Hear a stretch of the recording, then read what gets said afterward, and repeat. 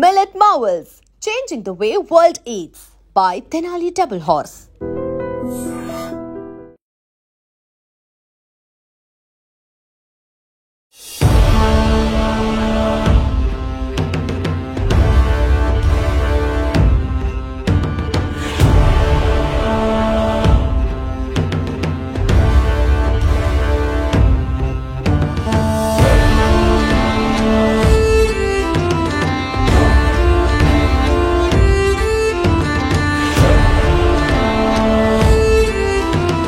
Welcome to ID news. This is Pavan. So ఈ రోజు అయితే మీరు చూస్తున్నారు కదా, ఆపరేషన్ సింధూర్. అంటే చాలా చోట్ల సినిమాల్లో చూసి వినాయకుడిని ఇన్స్పైర్ అయ్యి వినాయక చవితికి మా హీరో లాగా తయారు చేసుకుందాం, మా హీరోలా తయారు చేసుకుందాం చాలా మందికి ఐడియాస్ వస్తాయి.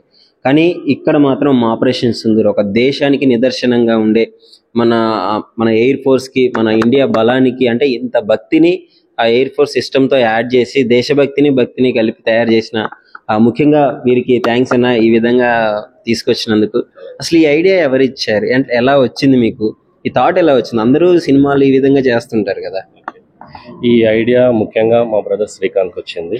దీనికి కర్త క్రియ కర్మ మా శ్రీకాంత్, మా బ్రదరే.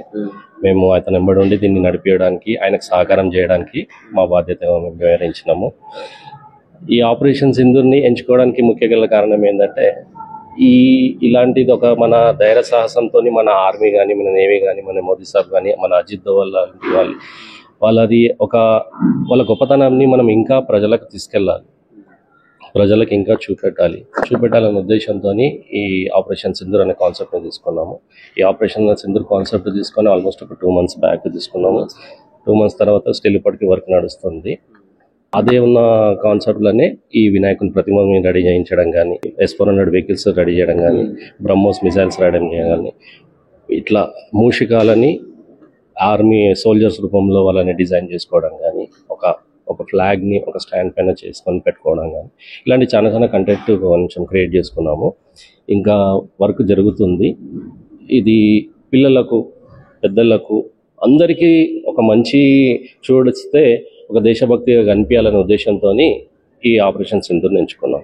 సో అన్న, మీరు చెప్పండి, అసలు ఎలా వచ్చింది మీకు ఐడియా? అంటే చాలా మంచి థాట్ మీకు రావడం జరిగింది. ఈ విధంగా అసలు చాలా నాకు మాటలు రావట్లేదు, ఎంత బాగుంది ఈ ఐడియా, ఎలా వచ్చింది చెప్పండి. బ్రదర్, ఇది పహల్గామ్ అనే ఏరియా ఏదైతే ఉందో మన ఇండియాలో బార్డర్లో ఉందో, అది ఒక టూరిస్ట్ ప్లేస్ సంబంధించింది. అక్కడ మా అక్కలు, మా చెల్లెలని సింధూరు పోగొట్టినారు ఎంతోమంది మన ఆతంకవాదులు, అంటే టెర్రరిస్టులు. దానికి చాలా బాధగా కలిగింది మాకు. మోదీ గారు ఎప్పుడెప్పుడు నిర్ణయం చెప్తారా దాని మీద అన్నట్టుగా ప్రతిరోజు న్యూస్ చూస్తుందండి మేము. అని ఒక 15 days లోపలనే అనౌన్స్ చేసినారు.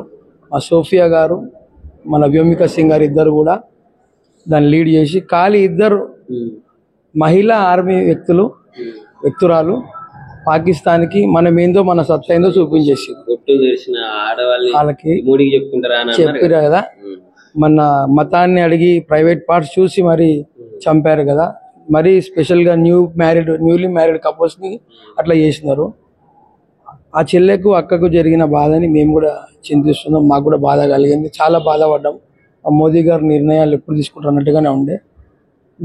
మళ్ళీ దానికి మోదీ గారు మరి 2 మహిళలని అధికారులతో మాత్రమే దాన్ని పూర్తి చేసినారు. మళ్ళా అంటే మన మహిళా శక్తిని పాకిస్తాన్కి చూపించినారు. దాంతోపాటు ప్రపంచంలో మొత్తం తెలిసిపోయింది ఈ భారత ఆర్మీ మహిళా మందులు ఎంతో గొప్పవారు, వెళ్ళకూడదు అని అనిపించింది. దాని గురించే వాళ్ళ గొప్పతనాన్ని ఇంకా ప్రజల్లోకి తీసుకెళ్ళాలి, ఇంకా ప్రపంచానికి చూపించాలి. ఇంకా తెలియని వాళ్ళకు కూడా కింది స్థాయి, చిన్న స్థాయి పిల్లలకు కూడా అర్థమయ్యేటట్టుగా ఏ రూపంలో, కార్టూన్ రూపంలో పిక్చర్స్ పెట్టుకుంటూ ఒక 20 నిమిషాల వీడియో కూడా ప్రిపేర్ చేసుకొని, అదొక చిన్న పిల్లవాడు చూసినా పెద్దవాడు చూసినా తొందరగా అర్థమయ్యేటట్టుగా.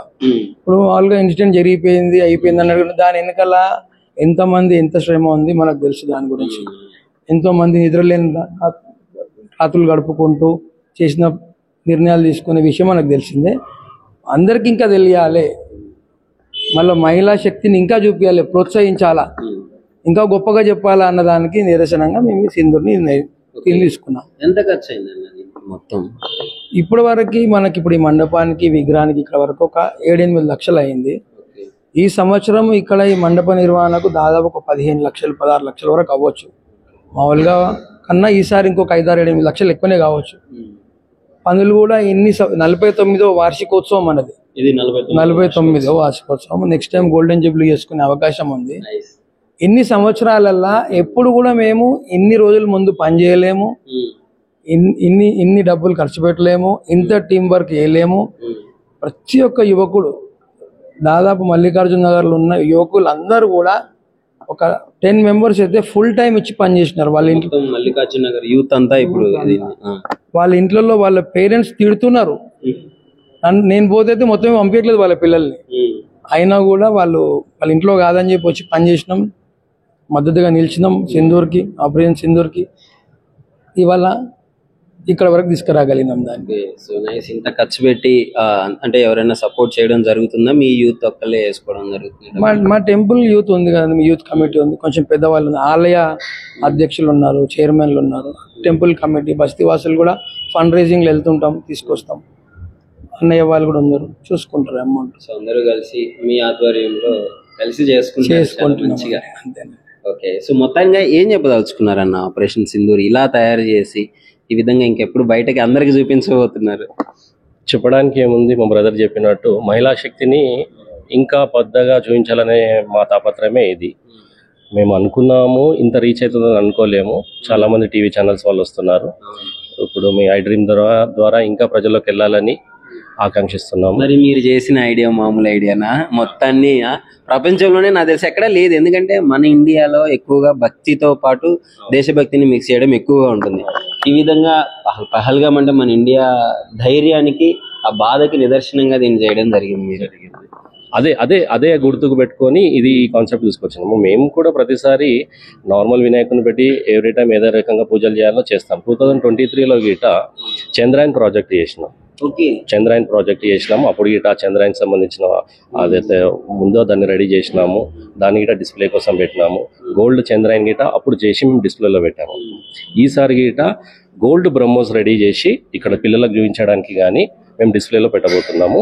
అది పండుగ రోజు రిలీజ్ అవుతుంది. అది ఇట్లా ఇంకా చాలానే చేయాలనే ఉద్దేశం ఉంది.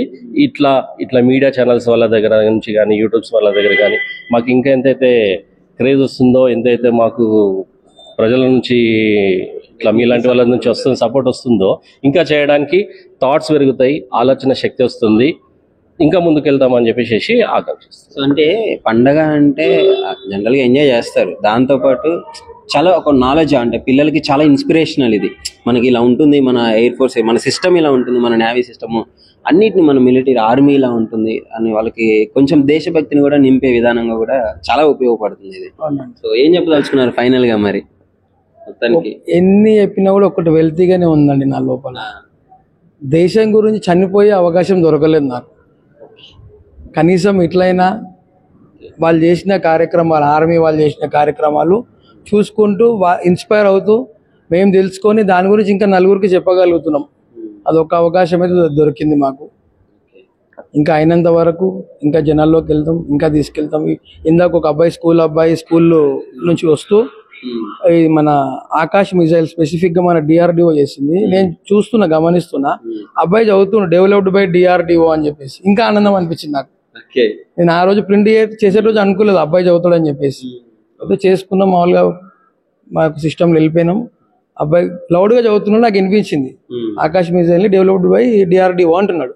ఇంకేం కావాలంటే ఒక అబ్బాయి, స్కూల్ అబ్బాయి, 3rd 4th క్లాస్ అబ్బాయి చదివినాడంటే పెద్దవాళ్ళు ఈజీగా చదువుతారు, తెలుసుకుంటారు.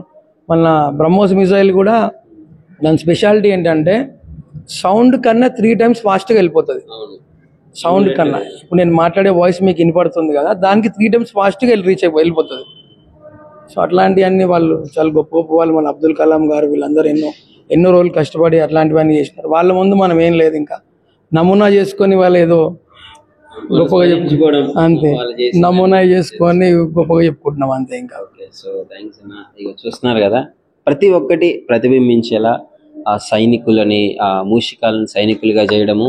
ఇక్కడ మన బ్రహ్మోస్ని, అంటే మన ఇండియన్ ఎయిర్ ఫోర్స్ గురించి చాలా మందికి ఐడియా ఉండదు. సో దాని గురించి మనం గొప్పగా, మనం ధైర్యంగా ఫీల్ అయ్యే ఆయుధాలను కూడా ఇక్కడ పెట్టడం జరిగింది. సో అదే మన ఎయిర్ ఫోర్స్ డ్రెస్ లో వినాయకుని కూడా తయారు చేయడం జరిగింది. దీని మొత్తం గురించి నేను మీకు ఒక వీడియో అయితే చేస్తాను. ప్రజెంట్ అయితే వీళ్ళ ఆధ్వర్యంలో జరిగింది కాబట్టి వీళ్ళ వాయిస్ అయితే తీసుకోవడం జరిగింది. నిజంగా ప్రస్తుతం ఉన్నటువంటి సమాజం దేనికి ప్రయారిటీ ఇస్తుంది? ఆర్థిక సంబంధాల చుట్టూ మాత్రమే తిరుగుతోంది. మళ్ళీ ఎన్నికలంగానే చాలా విరక్తి కలుగుతున్నాం. మంచి అనిపిస్తుంది కదా, లేడీస్ కూడా ఛాలెంజింగ్ జాబ్స్ చేసినప్పుడు చాలా బాగుంటది. ట్రాఫిక్ అసిస్టెంట్స్ గా నియమించిన ట్రాన్స్జెండర్స్ అందరితో సాల్యూట్ చేయించుకుంటున్నారు. ఫుడ్ డెలివరీ ఇవ్వటానికి వెళ్ళినటువంటి డెలివరీ బాయ్ అనిల్ పై కళ్ళ ముందు